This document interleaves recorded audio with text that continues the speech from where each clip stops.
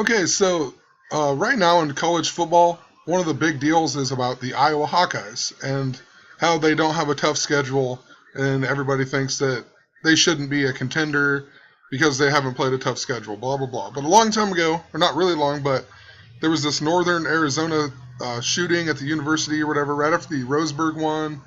And I talked about how it all tied in to the Iowa Hawkeyes because there was the two shootings on that same day, and both of the fraternities were Delta Chi. And Delta Chi is actually headquartered in Iowa City. That's where the Hawkeyes play. And then I talked about how it made sense to the curse of the Billy Goat and whatnot because Iowa Cubs literally are the AAA team for the Chicago Cubs. Maybe I just wrote a little note. I don't know if I actually talked about that, but I know I put something in that video. Also, Iowa Hawkeyes in Gematria is 55. I've been talking a lot about 55 in the last few videos, dealing with Flip Saunders. Even with the Nebraska Cornhuskers, I remember I mentioned the number 55 was coded in a lot of them games as well. But the last time that the Iowa Hawkeyes were ranked number one in the poll or whatever was in 1985. And they started off 7-0. And they just won today, so they're now 8-0. But they were 7-0 before they lost to Ohio State. And I know they're not ranked number one this year, but I just thought that was interesting that the last time that Iowa was ranked number one was the same year that the Royals won the World Series. And going into this game, they were ranked number 10, and then they actually finished this season ranked number 10. So who knows, like I said, I just wanted to point that out. Thought that was kind of strange. Also, the last time that Iowa was 7-0 in a season, in the beginning of the season, the last time they did it, or I guess the only times they have done it is 1900, 1921, 22, 85, 2009, and then now this year. But so 2009 was the last time they did it, and go figure, look who was on the team. Tyler Sash, the guy who just died this year. Interesting too, Tyler Sash was number 39 when he played for the New York Giants. Just talked about last night about the score of the the World Series game was 3-9. New York adds up to 39. NY is 39. Empire, it's the Empire State Empire 39. So just interesting, he's number 39. Played for the Giants, also died this year. So interesting because maybe he was the sacrifice for the Mets or something like that too. I assume that's why the Hawkeyes were doing well as well. Also in 1985, it was when Harbaugh came back after the broken arm, and Harbaugh was the starting quarterback for Michigan. And now, of course, he's the coach for Michigan. He's going to be 52 years old this year. And if I had more time, I would look into this a lot more, but I haven't had time. I just wanted to point it out a little bit. And it's interesting, too, because this is all connected. All of these things that happen for a numerical reason. Literally, Michigan even adds up to the same thing as Chicago Cubs. Chicago, they all add up to 46. There's just a lot of coding, and it always seems to lead back to Philadelphia and Chicago. Another thing that leads back to Chicago is this military blimp that was lost or whatever just the other day. I didn't have time to talk about it, but so this blimp, whatever, somehow became untethered, and it went from Maryland and it floated into, I can't think of what it's called, something township. Let me find it here. Moreland Township, Pennsylvania is where they found it. Pennsylvania's governor is even Tom Wolf. Literally talked about Lupercalia over and over, the Michigan Wolverines, tons of other stuff with wolves and whatnot, but interesting as I was looking up this blimp thing here, and I thought about Philadelphia and Pennsylvania and whatever else, but as I was typing it in, something else popped up, and it was this, the Wingfoot Air Express crash that happened on July 21st, 1919. Interesting day or year that this would happen in Chicago, considering Chicago Cubs is 91, Chicago Bears is 91. I've talked about 91 and how it seems to be like a kill or like an elimination type number. But this was the worst aviation crash in the United States history up until this point, or actually the first major aviation disaster in American history. So the first aviation disaster in American history. So I thought that was kind of interesting. And now they're bringing it back in the news, another blimp going missing and whatnot. I know that one didn't turn into a disaster. I mean, it didn't explode, it didn't hit any buildings or kill anybody. Just find it kind of interesting considering we've talked about all the theater shootings and whatnot and how it all ties into the assassination of Obama. And like Abraham Lincoln got shot in a theater.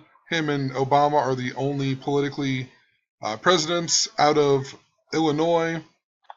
But interesting too of this website here says 12 days of disaster that changed Chicago forever. So there was literally a whole bunch of stuff in the year 1919. That was the same year of the Chicago Black Sox scandal. There was even a race riot. So what are the odds of all that? I mean, we've been talking about something big going to happen in Chicago, either Obama being assassinated, maybe a false flag in Chicago. iPet Goat even seems to foreshadow a building dealing with something to do with Obama.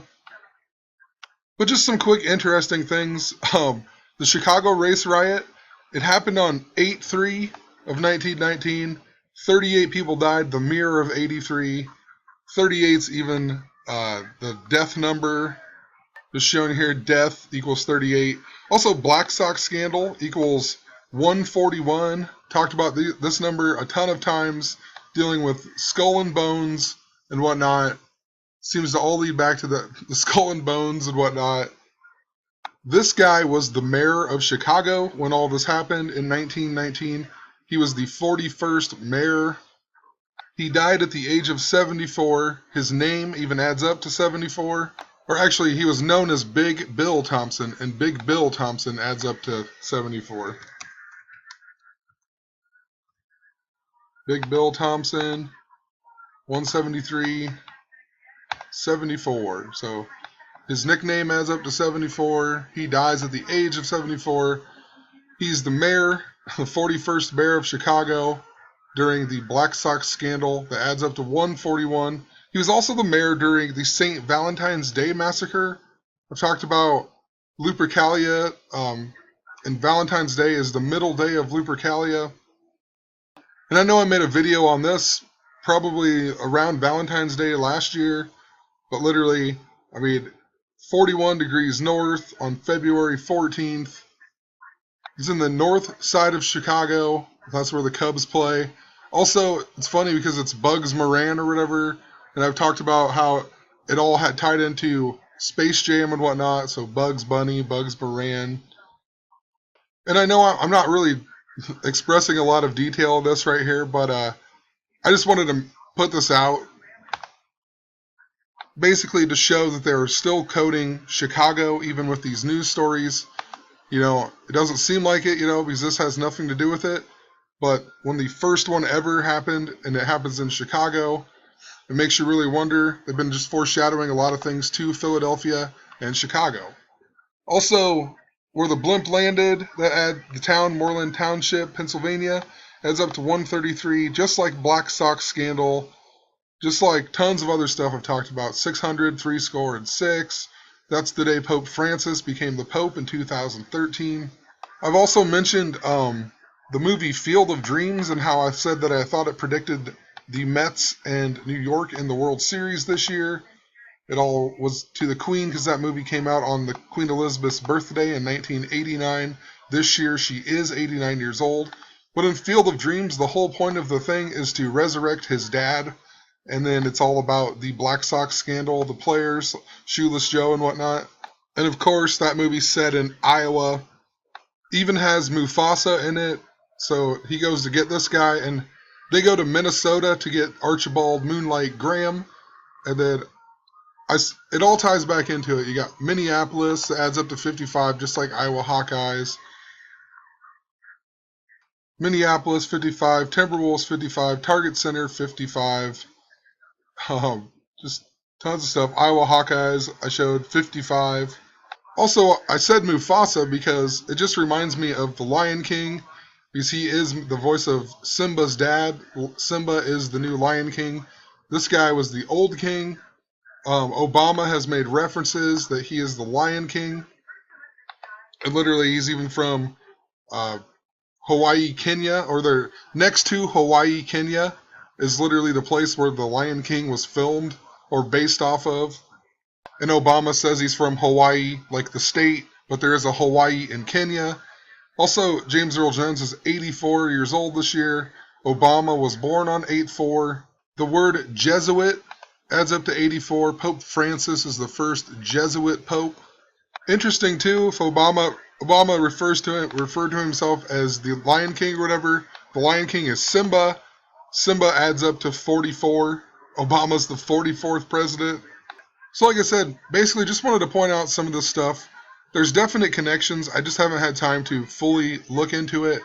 Just wanted to put it out there. Maybe other people can help me out, whatever. I want to rewatch this movie as well because it just definitely seems like it's coded for a lot of recent events. Even if you do Archibald Wright Graham and Gematria, it adds up to 191, a number I've been talking about over and over and over for a couple months now. It even says in the time travel part in the movie, Kevin Costner's character goes back to meet Moonlight Graham in the year 1955. Interesting. 1955. That's the same year that Marty goes back in time at Back to the Future. He stays until November 12th. This guy was even born on November 12th. But I'm going to leave it at that. I got to go DJ for a Halloween party, so have a good night.